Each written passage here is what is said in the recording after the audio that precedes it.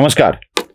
आत्तापर्यंत आपण पाहिलं UGC या विषयामध्ये त्याचा एक छोटासा रिकॅप घेतो, म्हणजे पुन्हा अडचण नको, पुन्हा यात तोच मुद्दा पुन्हा प्रश्न विचारायचे खाली हे का नाही मांडलं असं म्हणायला नको, म्हणून आत्तापर्यंत आपण काय काय पाहिलं दुपारच्या भागामध्ये ते तुम्हाला मी सांगतो. UGCचा कायदा का आला, नंतर या कायद्यामध्ये खरंच असं सवर्णांना दूर लोटून बाजूला ठेवून काही केलं गेलं आहे का, याचा परिणाम काय होणार आहे, या सगळ्या गोष्टी आपण बघितल्या. त्याच राजपत्रातील त्याच गॅझेटमधील काही नोंदी आपण बघितल्या. तिसऱ्यामधला B आणि L आताही दिसतोय ते बघितलं. त्यानंतर तिसऱ्यामधल्या C आणि E याचाही आढावा आपण घेतला. कास्ट बेस म्हणजे जातीगत भेदभाव आणि नुसताच भेदभाव यात फरक काय आहे हे R आणि Q या दोन नियमांमध्ये बघितलं. याची स्थापना कशी करायला हवी ते आपण बघितलं. नियम क्रमांक 5 मधला पोटभाग 6 आणि 7 याच्यामध्ये आपण ते बघितलेलं आहे. ओपन नको असं कुठंच म्हटलेलं नाही आहे.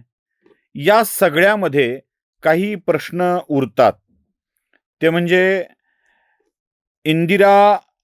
ज्या महिला आहेत इंदिरा जयसिंह, त्यांनी OBC आणि याची मागणी केलेली नसताना OBC आणि दिव्यांग का घेतले गेले. कारण जर संधीची समानता हा निकष पाळायचा असेल तर तो सगळ्यांचा विचार करायला हवा, दिव्यांगाचाही विचार करायला हवा, लिंग, जात, धर्म यावरून होणाऱ्या टिप्पणीचा विचार करायला हवा. त्यामुळे त्या मुद्द्यांचा अंतर्भाव केला आहे. जी भीती वाटते ती निराधार आहे हे आपण जवळपास याचं वाचन केल्यानंतर आपल्या लक्षात येतं. आता प्रश्न उरतो की हा मुद्दा पुढे आणला का गेला याचा, कारण तो खूप महत्वाचा मुद्दा आहे. मी या सगळ्या घटनांना राजकारणाशी आणि निवडणुकीशी जोडतो. सुरुवात करण्यापूर्वी काही आकडे मला तुम्हाला दाखवायचे आहेत. मागे झालेल्या उत्तर प्रदेश विधानसभा निवडणुकीमध्ये, उत्तर प्रदेशच्या निवडणुकीमध्ये मतांचं पर्सेंटेज काय जरा नीट बघून घेऊया. 41.9% NDAला मिळालेली मतं आहेत. 32 काही टक्के मतं समाजवादी पार्टीला मिळालेली आहेत. तर 13% मतं ही बसपा म्हणजे बहुजन समाज पक्षाला मिळालेली आहेत. जरा थोडंसं मागं गेलो, म्हणजे मायावतींच्या मुख्यमंत्रीपदाचा काळ बघितला, सपाच्या मुख्यमंत्रीपदाच्या आधीचा, तर आपल्या एक गोष्ट अशी लक्षात येते की मायावतींनी हाती गणेश है, ब्रह्मा विष्णू महेश है अशी घोषणा दिलेली होती. आणि या घोषणेच्या आधारावर ब्राह्मण, बनिया आणि दलित यांना एकत्रित करून मायावतींनी उत्तर प्रदेशची सत्ता मिळवलेली होती. तुम्ही म्हणाल ब्राह्मण म्हणजे काय? महाराष्ट्रात 3-4% असले तरी उत्तर प्रदेशामध्ये ब्राह्मणांची संख्या 10 ते 12% आहे. ब्राह्मण, बनिया आणि दलित यांचं एकत्रीकरण करून मायावतींनी सत्ता मिळवलेली होती. आता ठाकूर, ब्राह्मण या जाती भारतीय जनता पक्षाच्या मागे उभ्या आहेत.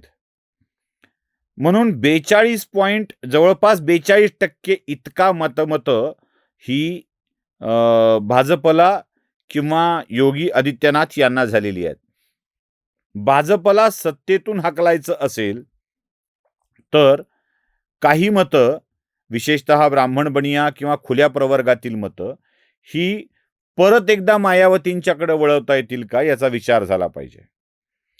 UPमध्ये 12% ब्राह्मण आणि 20% बाकी सगळी खुली कॅटेगरी आहे. म्हणजे 32% मतदान, यापैकी 99% मतदान हे भाजपकडे जातं.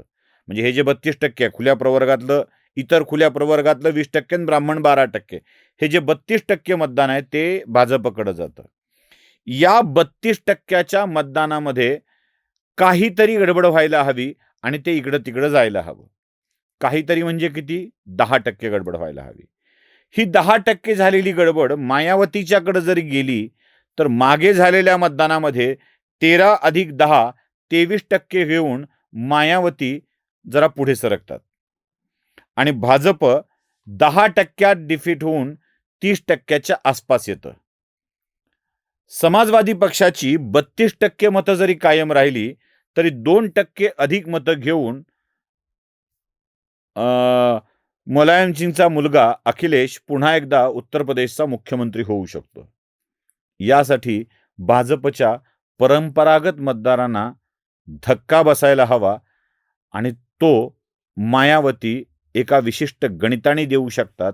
हे साधं सरळ ढोबळ गणित आहे. भाजपा जिंकत असलेल्या कोणत्याही निवडणुकांच्या मध्ये या खुल्या प्रवर्गातील मतदानाला धक्का बसला की भाजपचा पराभव अटळ आहे, हे गणित ज्यांना कळलंय ते या विषयाला वाढवत आहेत. उत्तर प्रदेश त्यातल्या त्यात विशेष रडारवर आहे. निवड कशी होते बघा. मी एक एक प्रकरण सांगतो आणि कसं चालतं मुद्दाम ते बघा.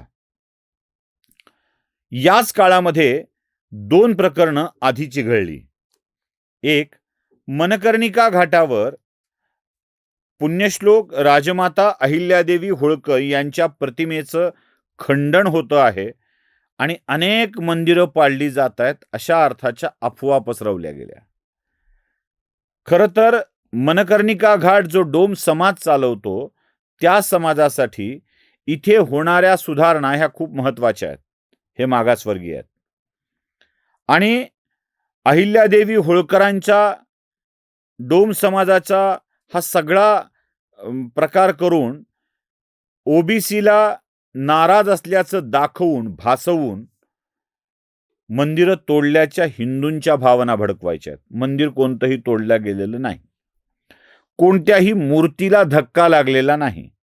उलट अधिकाधिक पद्धतीनं सुंदर करणे, त्याची पुनर्विकास करणे ही प्रक्रिया चालू आहे. पण मनकर्णिका घाटावरून जो काही गदारोळ माजवला गेला, जो काही नरेटिव्ह सेट करण्याचा प्रयत्न झाला, तो उत्तर प्रदेशातल्या जातीय राजकारणाला चिथावणी देणारा होता. हे प्रकरण फार जोर पकडू शकलं नाही म्हणून दुसरं प्रकरण पुढे आलं, आणलं गेलं, केलं गेलं. लक्षात ठेवा. अविमुक्तेश्वरानंद नावाचे एक संन्यासी जे त्याला शंकराचार्य म्हणून घेतात, ते हातगाडीवर चाकं असलेल्या गाडीवर बसून स्नान करायला जाण्याचा आग्रह करू लागले. अर्धकुंभ असो, माघमेला असो, कुंभ असो की महाकुंभ असो, यामध्ये एक फरक आहे. माघमेळ्यामध्ये शाही स्नानाची परंपरा नाही आहे आणि त्या गर्दीत कोणतंही वाहन चाकवालं घेऊन जाण्याची परवानगी नाही आहे. अशा वेळी अविमुक्तेश्वरानंद नावाचा उपाध्याय मूळचं आडनाव असलेला ब्राह्मण साधू आपल्याला विशेष हक्क आहे असे सांगून जाणीवपूर्वक वाहनानेच जायचंय असा आग्रह करतो आणि याला विरोध करणाऱ्या रामभद्राचार्यांना अश्लाघ्य भाषेत बोलतो. रामभद्राचार्य मागास आणि हा ब्राह्मणांच्या हातून सरकार हिंदू विरोधी आहे हे मांडण्याचा प्रयत्न आणि रामभद्राचार्यांवरती टीका करून रामभद्राचार्य म्हणजे मागास आणि ब्राह्मण उपाध्याय म्हणजे अविमुक्तेश्वरानंद यांच्यामध्ये वाद लावून देण्याचा हा प्रयत्न. काय डोकं लावलेलं असतं ना, काय डोकं भन्नाट. एवढ्यावर काम भागत नाही. अजूनही लोक पेटलेले नाही आहेत. अविमुक्तेश्वरानंदाच्या मागे ब्राह्मण समाजही उभा राहत नाहीये, खुला प्रवर्गही उभा राहत नाहीये. हे लक्षात आल्यानंतर एक नवा डाव टाकला जातो आणि तो डाव म्हणजे UGC वाला. आगा जे घडलेची नाही म्हणजे खुल्या प्रवर्गातील लोकांवरती अन्याय करावा असं घडलेलंच जे नाही, त्या घडलेल्याला उगाचच ओढून ताणून आणून घडलंय असं दाखवत ते मांडण्याचा प्रयत्न झाला. इथेही SC ST असताना OBC का टाकला असं सांगून OBC विरुद्ध खुला प्रवर्ग असं लढवण्याचा प्रयत्न झाला. ठाकूर, बनिया, ब्राह्मण असा वाद वाढवण्याचा प्रयत्न झाला आणि या ठिणगीने मात्र आगीचं रूप धारण केलं. कारण भाजपच्या समर्थनार्थ बोलणारी सवर्ण मंडळी या विषयामध्ये पुढे येऊ लागली. खुल्या प्रवर्गातील मंडळी पुढे येऊ लागली आणि भाजपचं सरकार सवर्णाच्या विरोधात आहे हे बोलू लागली. अर्थात हे त्यांना बोलायला लावणं म्हणजे विकत घेऊन बोलायला लावलंय असा प्रकार नव्हता. मी मघाच्या भागामध्ये एक गोष्ट सांगितली होती. नालबंद करणारा माणूस म्हणजे घोड्याच्या पायाला नाल ठोकणारा माणूस, एक खिळा गळाला म्हणून घोडा लचकला, योद्धा पडला म्हणून युद्ध हरलं, असं कथानक रचत या कथानकामध्ये त्या नालबंदाला त्याची भूमिका किती महत्वाची हे पटवून देण्यात आलं आणि तू चुका कर, यांना हरव, कारण ते तुझी किंमत करत नाहीत, हे सांगण्याचा प्रयत्न झाला. म्हणजे इथे खरी गडबड आहे. डाव कोणता आहे? डाव उत्तर प्रदेशातील भाजपचं सरकार हटविणे आणि तिथे अन्य लोकांचं सरकार आणणे हा आहे. उत्तर प्रदेशातच का? कारण काशी कॉरिडॉर झाला, अयोध्या मंदिर निर्माण झालं, उद्या कदाचित मथुरेतही हे होईल आणि ते रोखायचं असेल तर हे हटले पाहिजेत. हा डाव फक्त भाजपला सत्तेतून खेचण्याचा नाहीये, त्याच्या पुढचा आहे. हे करतंय कोण? म्हणजे मणिकर्णिका घाट किंवा अविमुक्तेश्वरानंदांचा विषय असो किंवा आता UGCचा विषय असो, तर हे करतायत मोदी. मोदी का करतायत? तर मोदींना योगी नको आहेत, ठाकूरांच्या विरुद्ध OBC हे दाखवायचं आहे.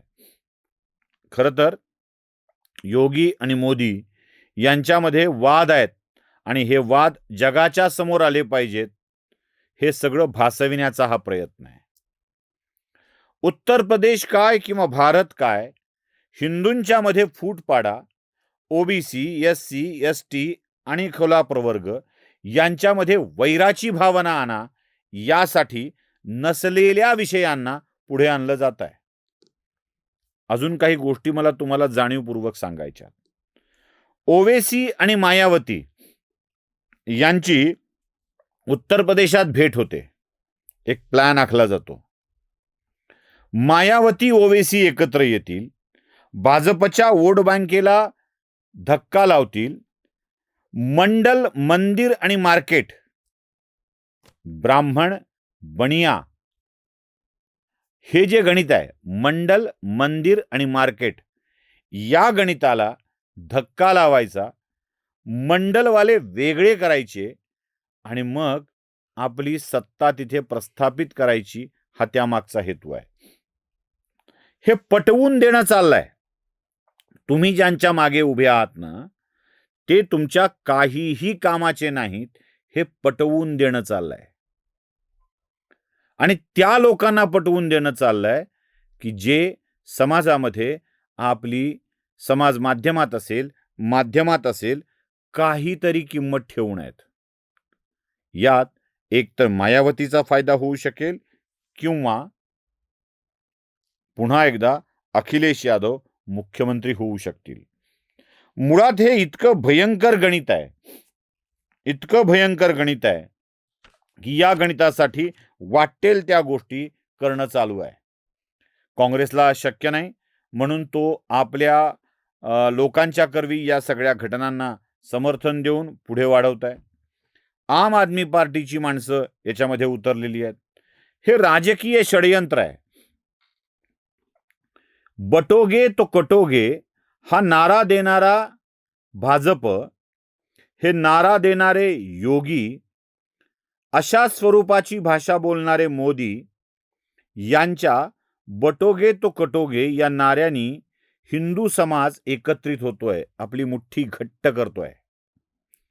या घट्ट मूठ करणाऱ्या हिंदूंना विभक्त करायचं असेल तर जाती जातीत तेढ पसरवून देणं आवश्यक आहे.